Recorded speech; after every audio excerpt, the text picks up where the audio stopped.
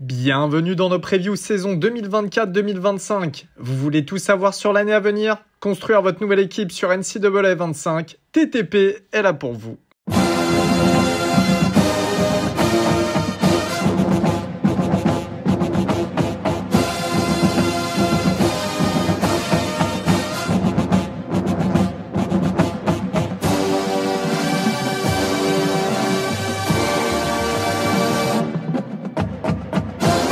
Salut à tous et bienvenue dans un nouvel épisode preview de The Trick Play. Aujourd'hui, nous allons du côté de l'Oklahoma et cette fois-ci, vous l'avez bien compris, pas pour Oklahoma State, mais pour les Sooners d'Oklahoma. On va du côté de la SEC, donc un néo-entrant dans la SEC.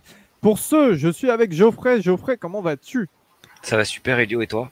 Eh ben ça va, ça va. On parlait un peu juste avant d'enregistrer l'épisode, donc ça fait du bien un petit peu de penser à d'autres sports, de parler d'autres sports. Mais là, on va retourner au cœur du college football parce que, évidemment, l'Oklahoma est un état proéminent de CFB.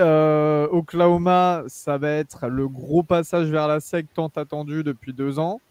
Ça sort une bonne saison en 2023. Ouais, c'est une bonne saison. Ils font 10-3, 7-2 en conférence. Ils finissent 15e à la PayPal. Pour ça, ils ont battu Arkansas State, SMU, Tulsa, Cincinnati, Iowa State, Texas qui était classé numéro 3 au Red River Showdown, UCF, West Virginia, BYU et TCU. Et ils ont perdu contre Oklahoma State, Arizona et j'ai mal noté la troisième équipe contre laquelle ils ont perdu. Donc Arizona c'était en bol.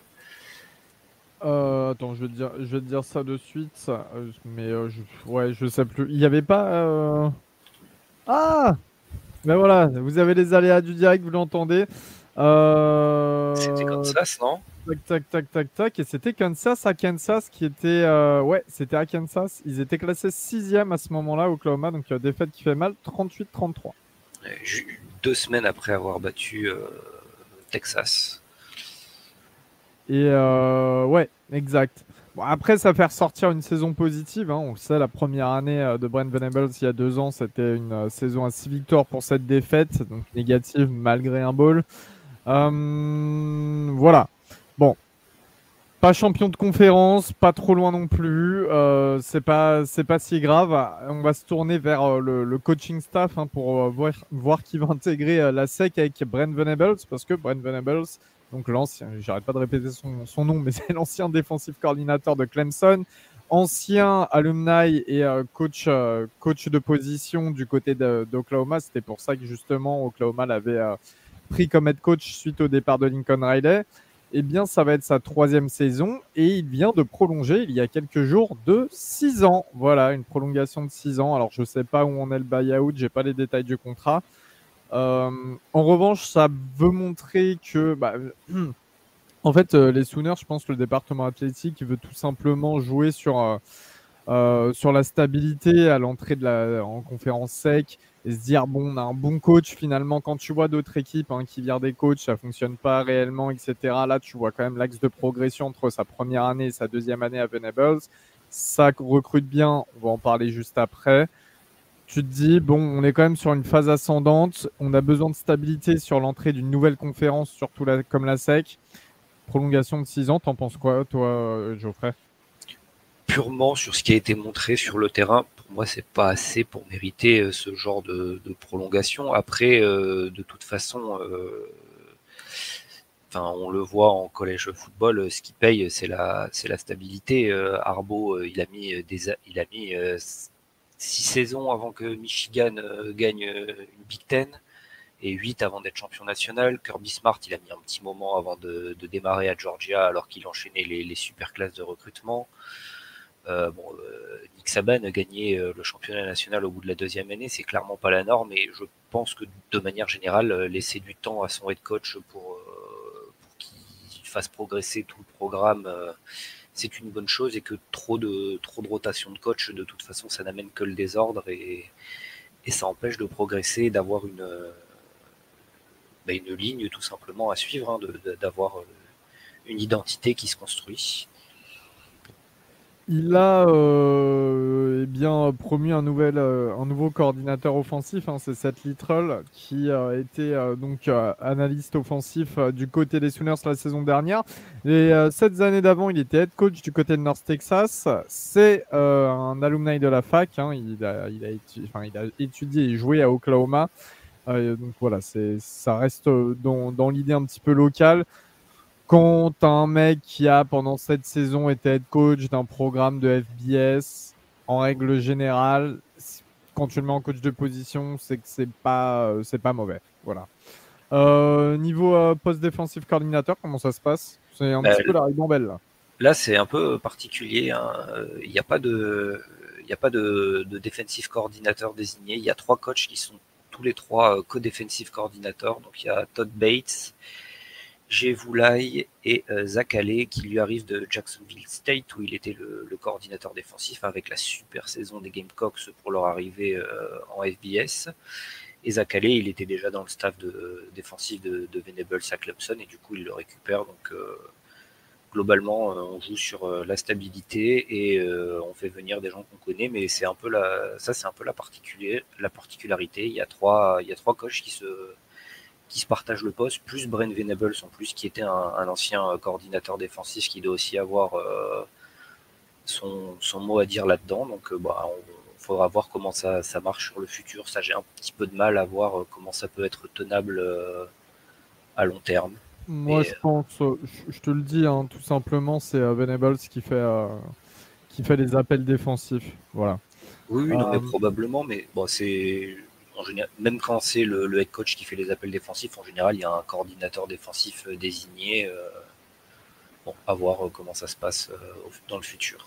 Pour moi, ce genre de situation, tu sais, c'est un peu comme du coaching clinique. C'est genre, on te donne le poste, le titre du poste pour dire que t'es pas loin d'avoir le potentiel de l'être, enfin, d'être défensif coordinateur, mais je te montre comment on fait, etc., quoi. Mais c'est pas toi qui gères. C'est assez peu évident.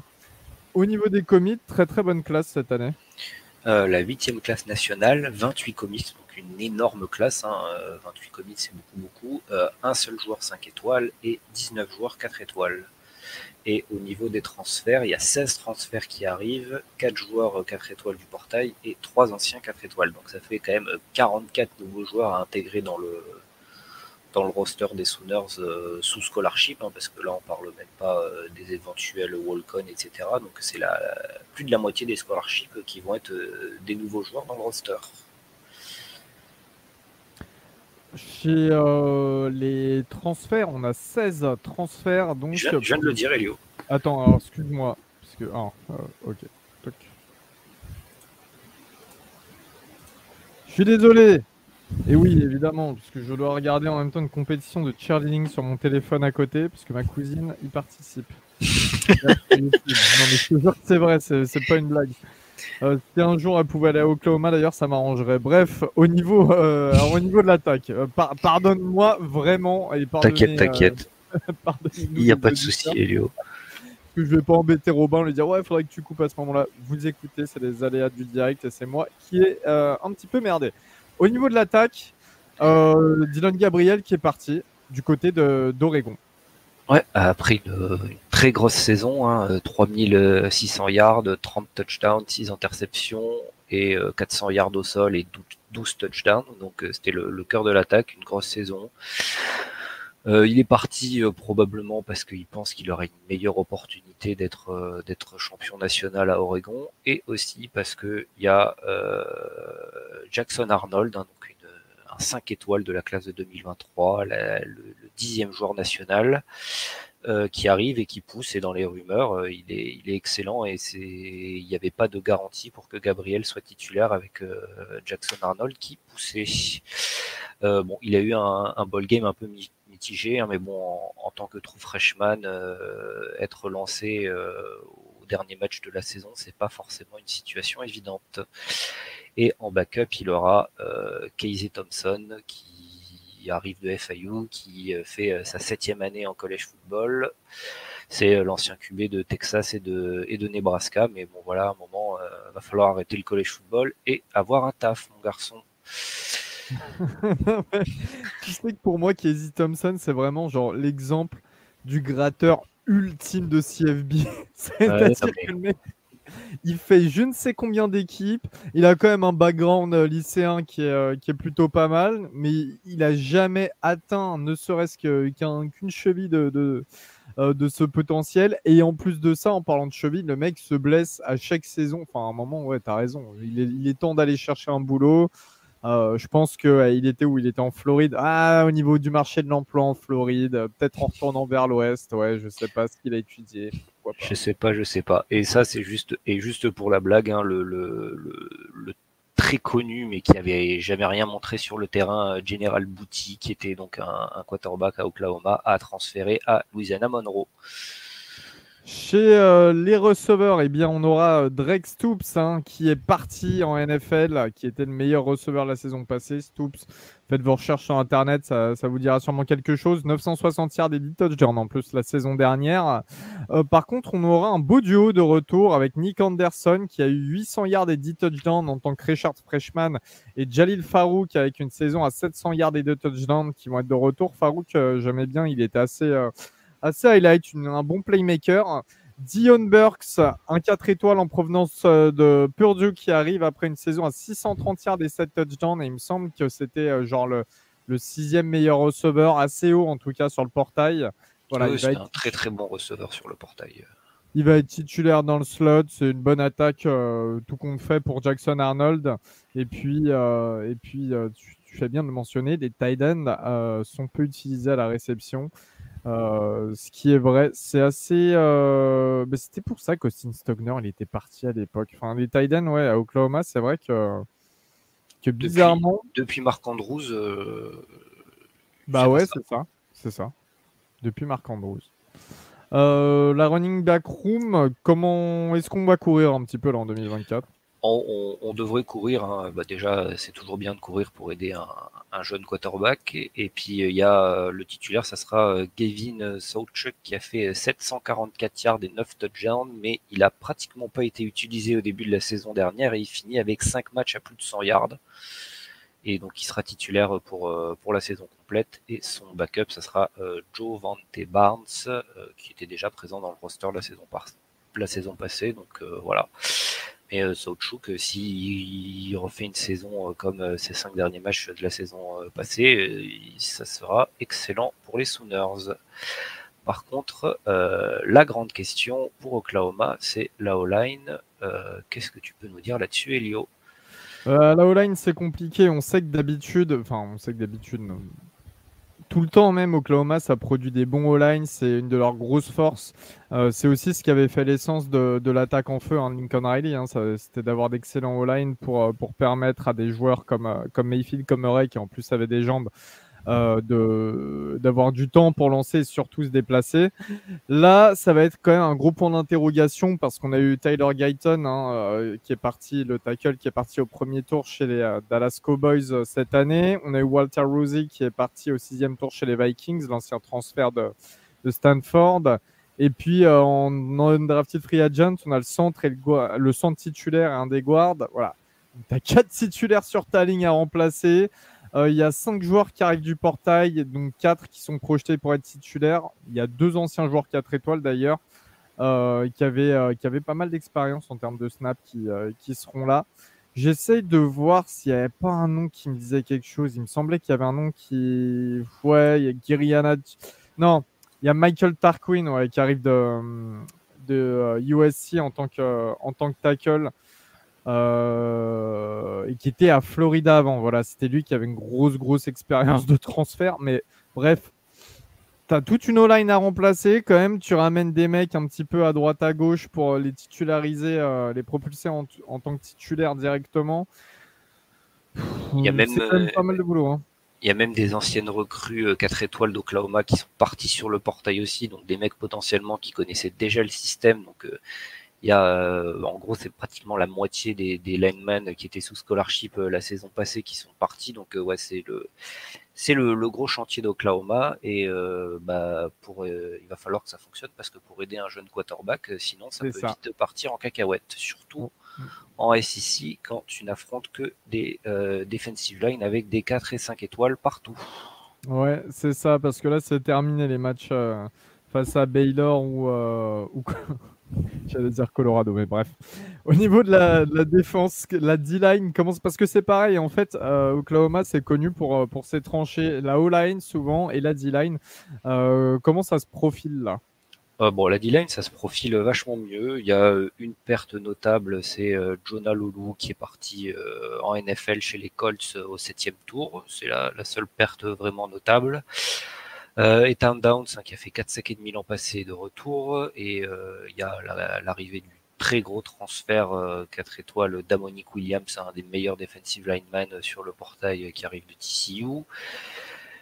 Pour le reste des titulaires, ça devrait être Dejon Terry et Tracy Ford, qui étaient déjà présents l'an passé dans le roster, qui était dans la rotation. Et en plus de ça, ils ont aussi un autre transfert 4 étoiles, l'Edge Kaden Woolard, qui arrive de Miami, Ohio.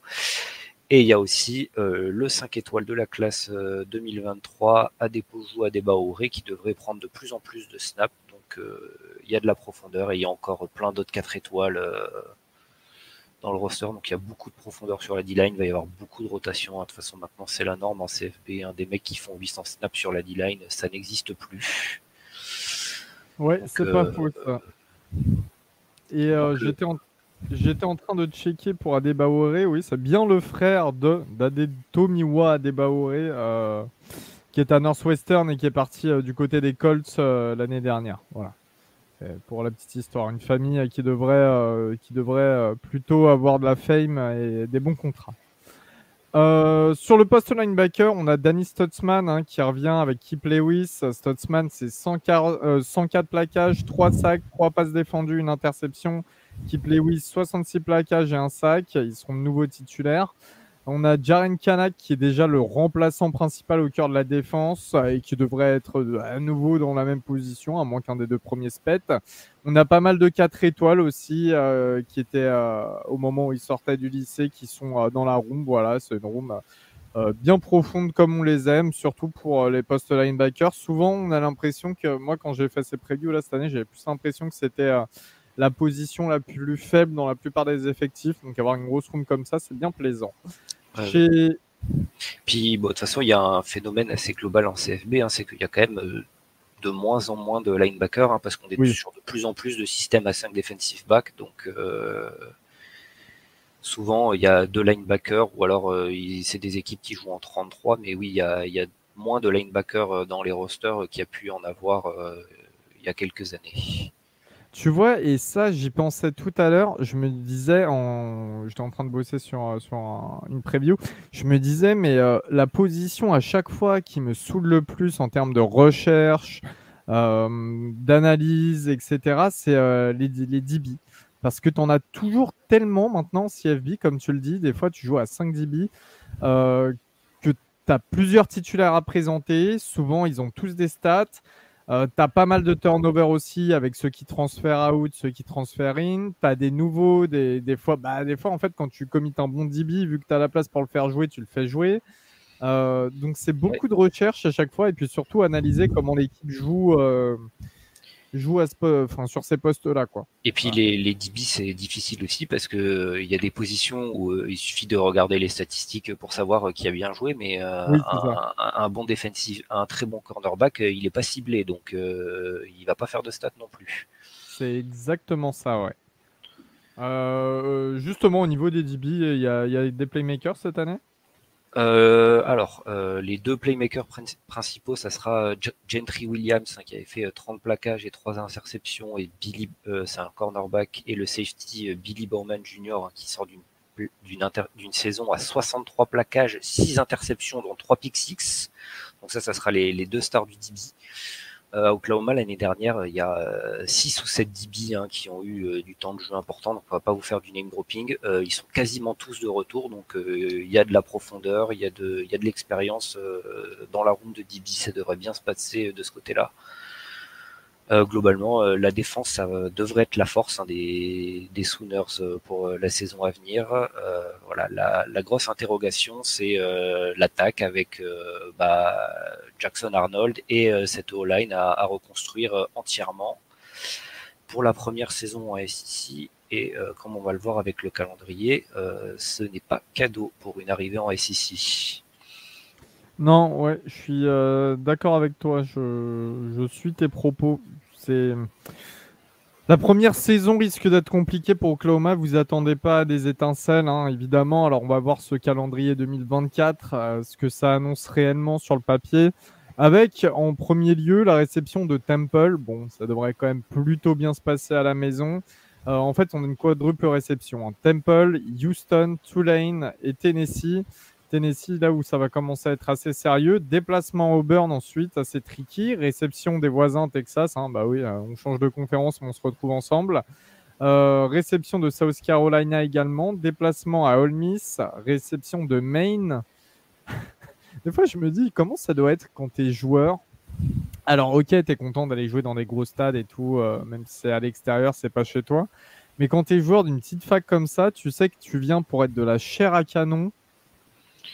Mais en même Et temps, tu voilà. fais vivre le programme athlétique. Hein. C'est pour les facs de FCS qui vont prendre ces matchs-là tous les ans, qui vont se faire massacrer contre des FBS et faire surtout contre des grosses facs comme Oklahoma, comme Alabama, comme LSU, enfin bref, toutes les Michigan, etc. C'est des équipes juste qui se font massacrer, mais ils sont payés pour faire ça, donc c'est en général avec cet argent-là, bah, ça fait vivre le département athlétique, ça paye les scholarships des étudiants.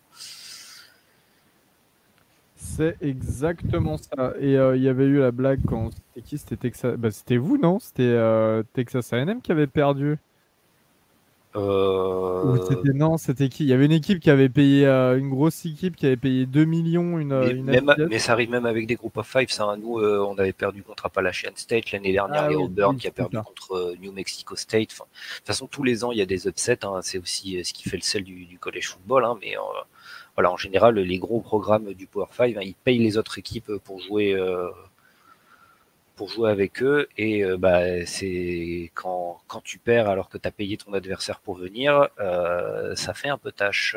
Pour finir le calendrier, du coup, après la réception de Maine, il y a un déplacement à Missouri, réception d'Alabama et déplacement à Death Valley pour rencontrer LSU pour finir la saison. Très clairement, c'est un calendrier très compliqué. Dans la plupart des médias, hein, ils sont dans le top 5 des calendriers les plus difficiles, entre la deuxième et la cinquième place. Donc ça va être extrêmement difficile. De toute façon, c'est pas compliqué. Sur leurs 7 derniers matchs, il y a 5 de leurs adversaires qui sont projetés dans le top 25 de début de saison. Et je pense que la plupart devraient finir dans le top 25 de fin de saison aussi. Donc ouais, ça va être pas facile pour les débuts d'Oklahoma en SEC. Qu'est-ce que tu donnes comme projection?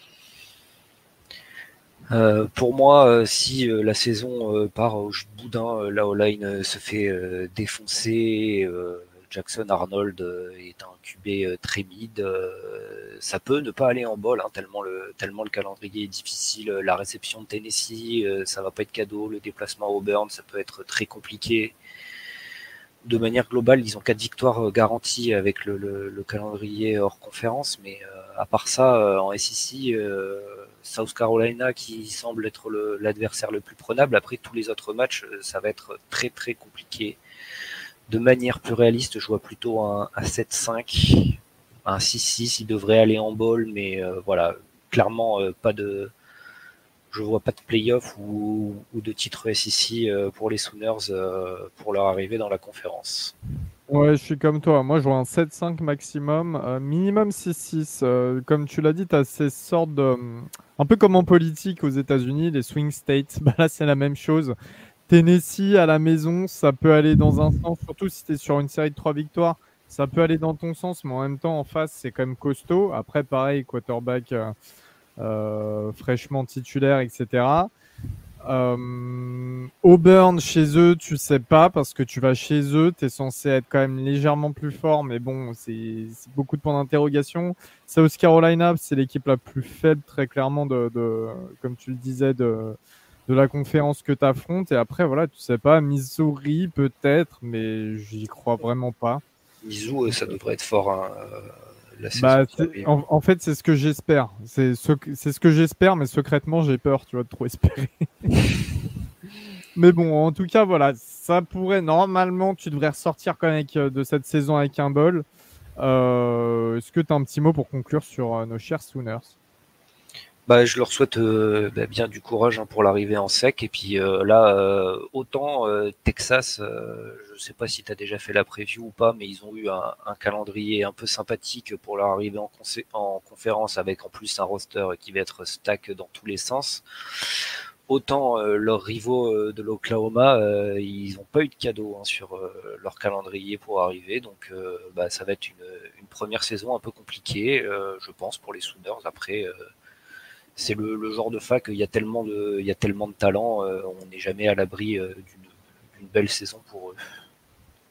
Et un gros Red River Showdown en perspective. Donc, encore une fois, bon, je suis vraiment désolé hein, pour la petite aparté là pendant, pendant l'épisode. J'ai même pas réussi à trouver ma cousine sur le plan vidéo, donc ça sert à rien. On se retrouve très vite pour un nouvel épisode. Oklahoma, c'est un gros morceau, mais maintenant on est ici, on a que des gros morceaux. Donc un petit peu compliqué à gérer cette preview-là. Et puis Geoffrey, moi je te retrouve très vite aussi pour un nouvel épisode. Salut tout le monde! Salut tout le monde, à bientôt.